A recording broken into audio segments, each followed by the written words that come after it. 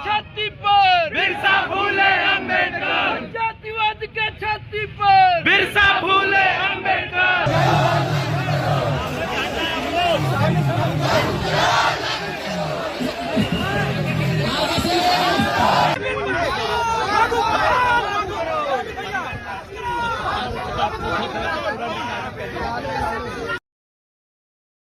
हमारे साथ भारतीय विद्यार्थी मोर्चा के प्रदेश अध्यक्ष बुद्धप्रिय पासवान जी हमारे साथ मौजूद है हमारे स्टूडियो में। बातचीत करेंगे।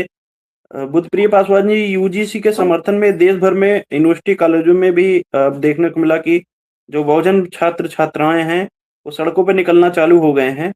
बड़े पैमाने पे दिल्ली हो या बीएचयू हो, तमाम यूनिवर्सिटियों में अब एससी एसटी ओबीसी के छात्र जो यूजीसी के बिल जो कानून आया था उसके समर्थन में अब सड़कों पे उतरने का काम किए हैं। क्या कहेंगे आप? सबसे पहले आपका धन्यवाद।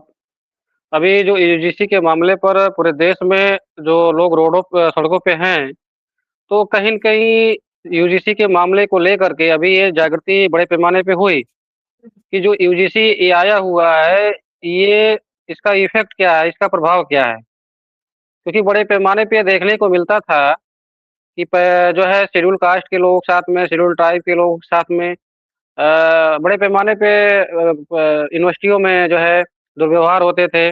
प्रोफ़ेसर करते थे, वहाँ स्टूडेंट करते थे, जो सवर्ण मानसिकता के लोग थे, वो लोग करते थे। तो अभी ये देखने को मिला कि जो है ये जो कानून आया हुआ था यूजीसी तो कहीं न कहीं ये एससी, एसटी, ओबीसी को संरक्षण के लिए आया था ताकि इनके साथ में कोई जातिगत भेदभाव ना हो, किसी प्रकार कोई शोषण ना हो।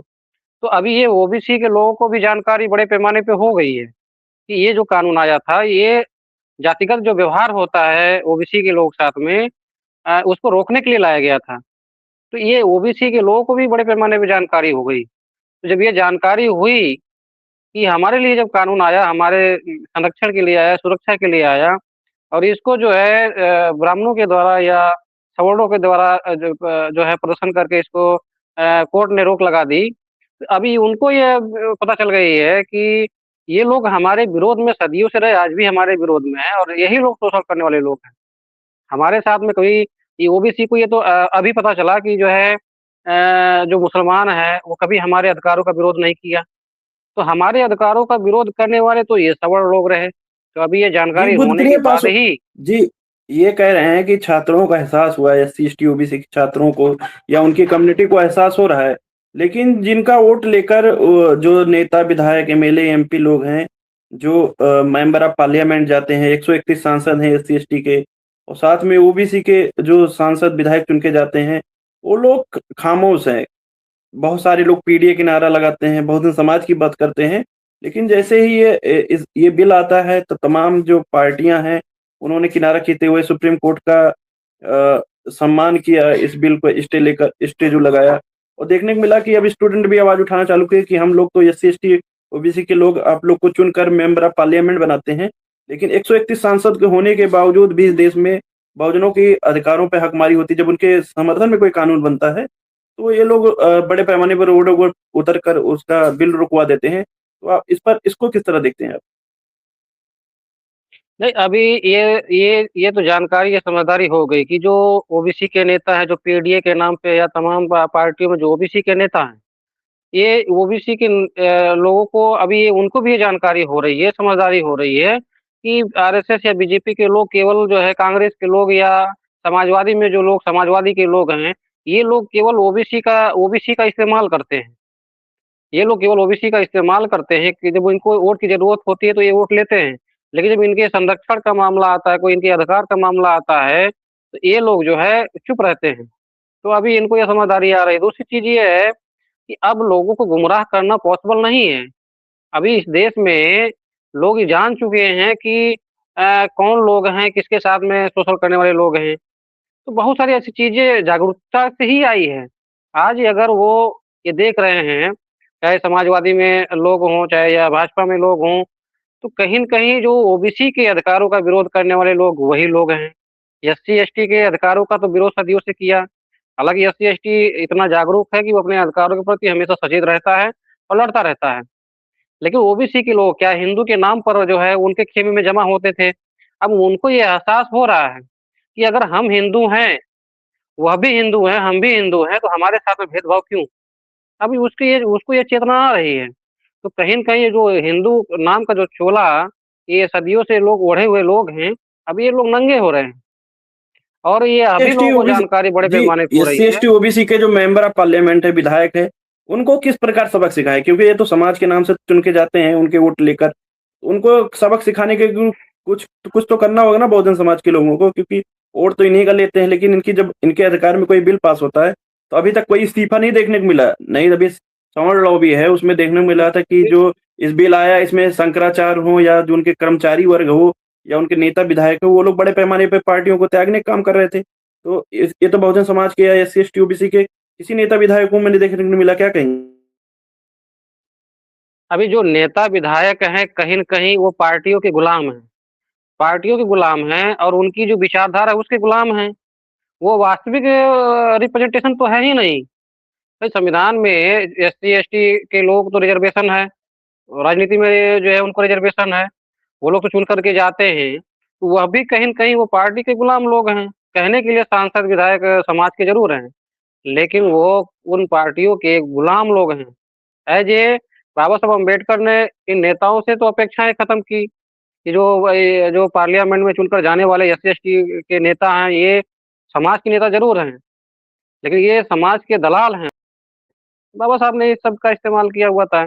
अभी ओबीसी में भी बड़े पैमाने पे लोग जो जा रहे हैं, उसमें कुछ हैं जो बोल रहे हैं, हालाँकि वो भी कहीं न कहीं पार्टी के दबाव में काम करते हैं। अभी अखिलेश यादव जी को भी इन मामलों को संज्ञान लेना चाहिए। तमाम राज्यों में ओबीसी की सरकारें हैं, उनको संज्ञान में लेना चाहिए। मध्य प्रदेश में ओबीसी की सरकार है, यानी ओबीसी जो है मुख्यमंत्री है। तो तमाम राज्यों के मुख्यमंत्री हैं जो ओबीसी के लोग हैं, उनको तो ये समझना चाहिए।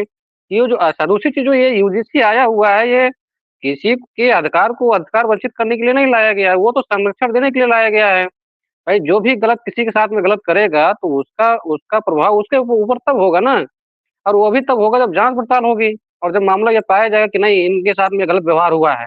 जिस भी छात्र के साथ में गलत व्यवहार हो रहा है, जिस भी प्रोफ़ेसर के साथ में गलत व्यवहार हो रहा है, ये तो जाँच-पड़ताल होने के बाद उसके ऊपर कार्रवाई होगी ना।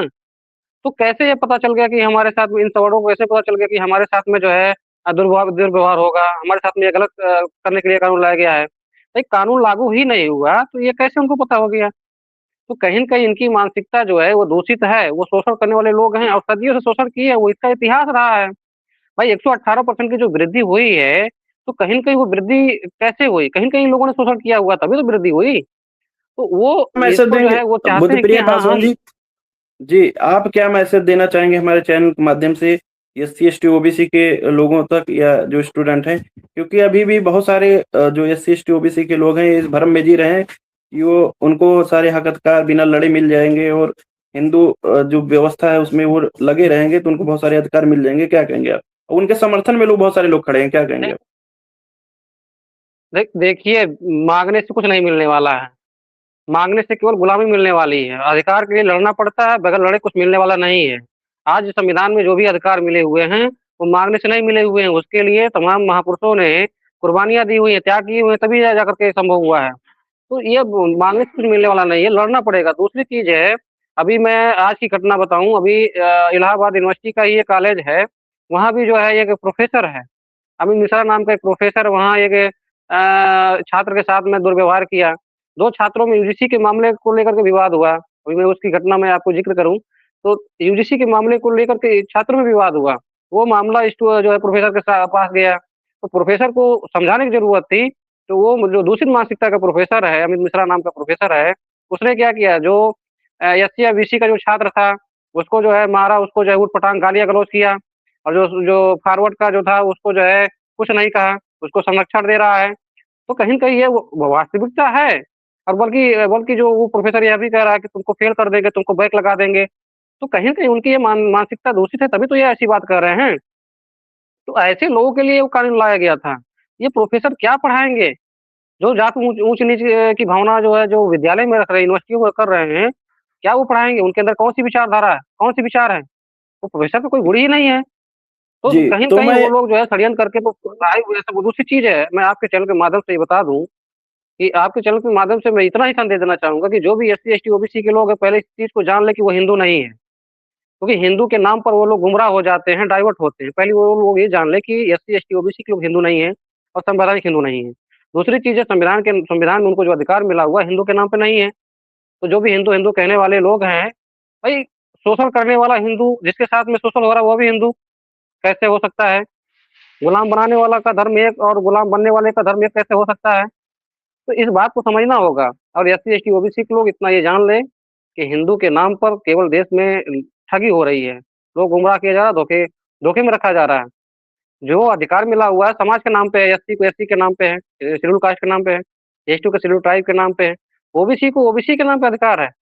इस बात को समझना होगा और अपने अधिकार जी को बचाने के लिए काम करना होगा। जी। तो यहीं पे मैं रोकना चाहूंगा साथियों, जो भी लोग इस वीडियो को देख रहे हैं वीडियो को लाइक करें और चैनल पे नए हैं चैनल सब्सक्राइब करें। बहुत बहुत धन्यवाद हमसे जुड़ने के लिए।